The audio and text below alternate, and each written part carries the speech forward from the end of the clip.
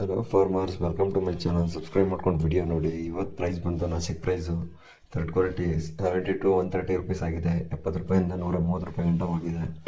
ಹಾಗೆ second quality ನೋಡೋಕೆ ಬಂದರೆ ಸೆಕೆಂಡ್ ಕ್ವಾಲಿಟಿ 150 ರೂಪಾಯಿಂದ 250 ರೂಪಾಯಿ ಗಂಟ ಹೋಗಿದೆ ಸೆಕೆಂಡ್ ಕ್ವಾಲಿಟಿ.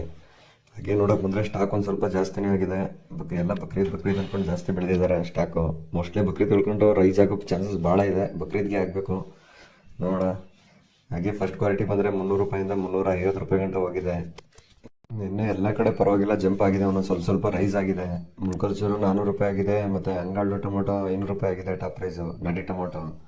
ಇನ್ನು ಅದು ಬಿಟ್ಟರೆ ಚಿಕ್ಕಮಂಗ್ಳೂರು ಹೈಬ್ರಿಡು ಅದೊಂದು 450 ರೂಪಾಯಿಂದ 550 ರೂಪಾಯಿ ಗಂಟ ಟಾಪ್ ಪ್ರೈಸ್ ಆಗಿದೆ.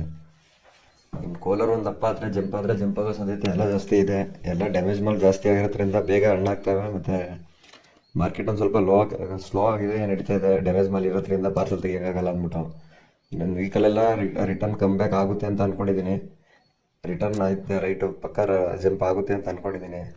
ಹಾಗೆ ಕೋಲಾರ ಒಂದು ಸ್ವಲ್ಪ ರೈಸ್ ಆದರೆ ಟೊಮೊಟೊ ಪ್ರೈಸು. ಇನ್ನು ನಮ್ಮ ಬ್ಯಾಂಗ್ಳೂರು ರೈಟ್ ಆಗುತ್ತೆ. ಅಲ್ಲಿ ಕೋಲಾರದಲ್ಲಿ ಬರೋ ಸೆಕೆಂಡ್ಸು ಮತ್ತು ಥರ್ಡ್ ಕ್ವಾಲಿಟಿ ಎಲ್ಲ ತಂದು ನಮ್ಮ ಬ್ಯಾಂಗ್ಳೂರ್ಗೆ ಹಾಕ್ತಾರೆ. ಆ ಬ್ಯಾಂಗ್ಳೂರಲ್ಲೂ ಸ್ಟಾಕ್ ಜಾಸ್ತಿ ಆಗಿ ಪ್ರೈಸ್ ಒಂದು ಸ್ವಲ್ಪ ಕಮ್ಮಿ ಆಗ್ತಾ ಬರ್ತಲೇ ಇದೆ.